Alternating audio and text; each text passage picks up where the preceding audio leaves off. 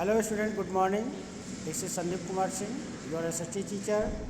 Today I am going to explain about chapter 20, government. Let us read about government. What is government? Our country became independent on 15 August 1947. It has a democratic form of the government. In a democracy, people elect representatives through election. These representatives form the government. Democracy is defined as the government of the people, by the people, and for the people. So, I have already a question that what is government? The government is the group of people who have rule over the country. And what is democracy? Democracy is a type of government that is formed by the people, for the people, and of the people. Okay? So, election. What is election? The process of electing the leaders is called an election. When you give the vote for your representatives, that process is called election. Casting of voting is called voting. When you give the number of vote for a representatives, that is called voting. Who cast their vote are called voters. Indian citizens above the age of 18 years are allowed to vote in an election. All citizens of the India who have above 18 years or above, that they are able to give the vote for their representatives. The Election Commission conducts election in free and fair manner. A governing body who campaign the election every 5 years for the government, that is called Election Commission of India. At the time election, every voter has to carry his voter's identity card polling booths. When a person who gave the vote, they have to go with their identity proof, many types of identity proof, and vote is cast through election voting machine. Nowadays, votings are held by the EVM. It means that electronic voting machine. It is a type of machine which counting the voters of the voting machine. Election in India take place every 5 years. It is the duty every citizen to country to cast his her vote. In India, there are a system that every citizen have to write vote to their representatives, and election commission held the election every 5 years because every government has their time of tenure is called only 5 years. Groups of people with common goals and ideals from political parties.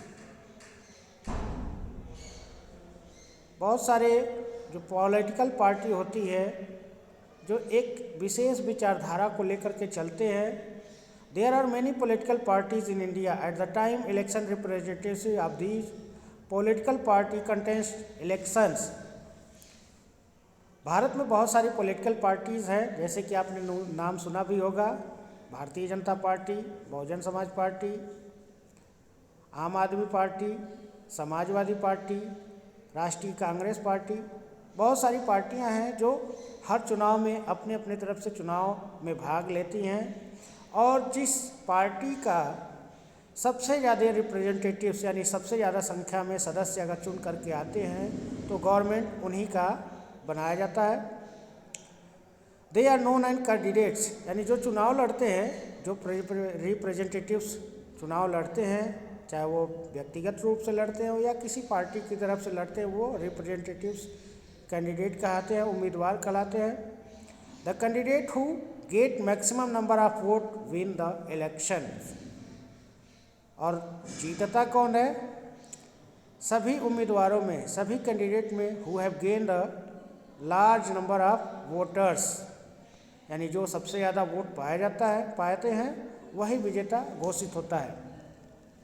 The political parties which win the maximum number of seat form the government. और जिस party की सबसे ज़्यादा सदस्य संख्या चुन करके आते हैं वही सरकार चुनते हैं, सरकार बनाते हैं। Two sets of government in India, there are various level of the government. As you read in the previous class, there are 3 levels of the government: central government, state government and local government. But in this class you have read only 2 levels of the government: central government and state government. First we look at the central government. The president, vice president and council of ministers headed by the prime minister make up the union of central government. जो central government होते हैं उसके part होते हैं कौन कौन से? President यानी राष्ट्रपति, वाइस प्रेसिडेंट, उपराष्ट्रपति, काउंसिल ऑफ मिनिस्टर, मंत्रिपरिषद इसको बोला जाता है, और इसका मुखिया जो होता है, हेड होता है, वो प्राइम मिनिस्टर होता है।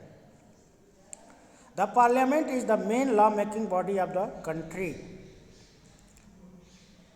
There are 2 house of the parliament called Lok Sabha and Rajya Sabha. These house are called the law making bodies, यानी इनको हम कानून बनाने का संस्था भी कहते हैं। भारत में जो कानून बनाती है पार्लियामेंट यानी संसद में बनाए जाते हैं। The constitution of country, states and the president of India is the head of the country but prime minister who has actual power. Bharat में जो संविधान में जो सबसे बड़ा पद होता है वो राष्ट्रपति का पद होता है और पूरे देश का ये मुखिया भी होता है, लेकिन सबसे ज़्यादा पावर या कह लीजिए वास्तविक शक्ति जो होती है वो किसके हाथ में होती है? प्राइम मिनिस्टर यानी प्रधानमंत्री के हाथों में होती है। After election the party that win the maximum number of voters choose leader from among the members, यानी जैसा कि पहले बताया था कि जो जिस पार्टी से ज़्यादा कैंडिडेट चुन करके आते हैं वही सरकार बनाते हैं। सी बिकेम द प्राइम मिनिस्टर, और उनका नेता जिस पार्टी का जो भी व्यक्ति चुनता है जिस पार्टी के सबसे ज़्यादा व्यक्ति चुन करके आते हैं वो सरकार में शामिल होते हैं, और साथ ही साथ उस पार्टी के नेता को प्रधानमंत्री के रूप में किया जाता है। The prime minister is then choose some other members, और जब प्रधानमंत्री का चुनाव हो जाता है तो उसके बाद प्राइम मिनिस्टर जो है या प्रधानमंत्री जो है दूसरे मिनिस्टर यानी मंत्रियों का चुनाव करते हैं। The minister together form the council of ministers, और सभी मंत्री मिलकर के मंत्रिपरिषद यानी काउंसिल ऑफ मिनिस्टर बताते हैं।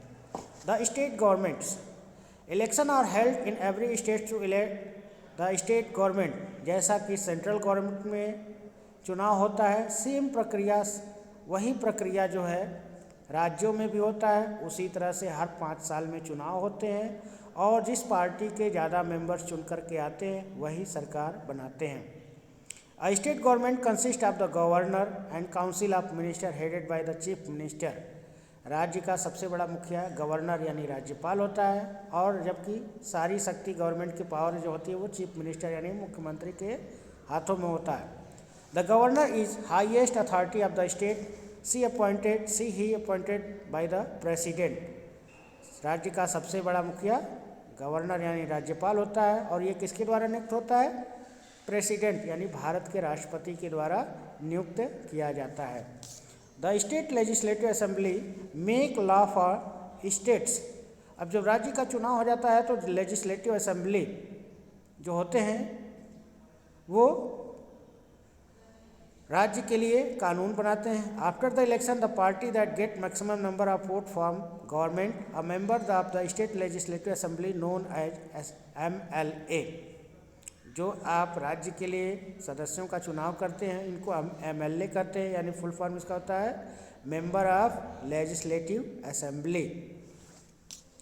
The party choose a leader from among themselves, और जो पार्टी सबसे ज़्यादा वो नंबर लाती है, सबसे ज़्यादा संख्या में चुन करके आते हैं, उसमें से एक लीडर चुना जाता है।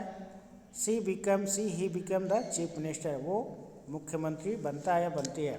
The chief minister is the head of the state government, और जो स्टेट गवर्नमेंट फॉर्म होती है उसका हेड कौन होता है, चीफ मिनिस्टर होता है। अब यहाँ पर स्पॉट चेक यानी क्वेश्चन आंसर आया है, fill in the blanks. India has a form of government, तो यहाँ पर किस तरह की गवर्नमेंट बनाई जाती है, तो सबसे पहले देखेंगे यहाँ पर होता है democratic,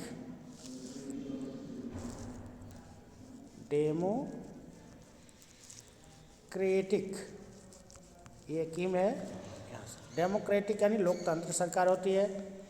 EVM is stand for, EVM का फुल फॉर्म क्या होता है, तो ईवीएम का होता है इलेक्ट्रॉनिक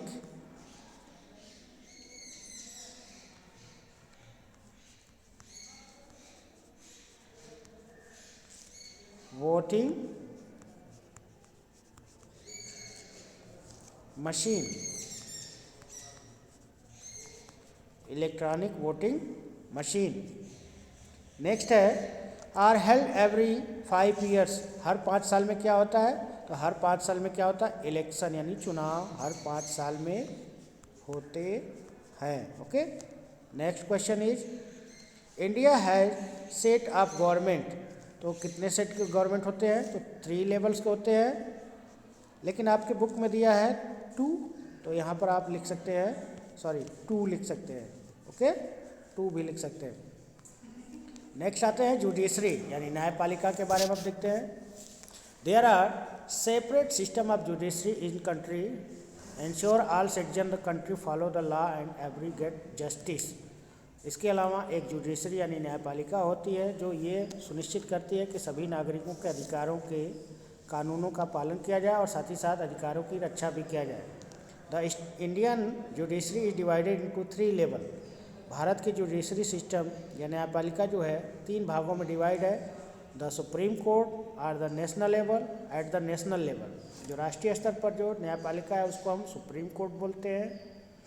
हाई कोर्ट जो राज्य स्तर पर है उसको हम हाई कोर्ट बोलते हैं। And district court district level, जो डिस्ट्रिक्ट कोर्ट होता है वो डिस्ट्रिक्ट लेवल यानी जिले स्तर पर होता है। The supreme court is the highest court of the country, supreme court जो है पूरे देश का सर्वोच्च न्यायालय है। It is decision for finals, और इसका निर्णय सर्वमान्य होता है, अंतिम होता है। The supreme court is headed by chief justice, the high court is the highest court in the state, supreme court का जो हेड होता है वो चीफ जस्टिस यानी मुख्य न्यायाधीश कहलाता है, और जो हाई कोर्ट होता है वो राज्य का सबसे बड़ा हाई कोर्ट होता है। तो आज के वीडियो में हमने देखा गवर्नमेंट के बारे में, नेक्स्ट वीडियो में हम नेक्स्ट चैप्टर के बारे में चर्चा करेंगे।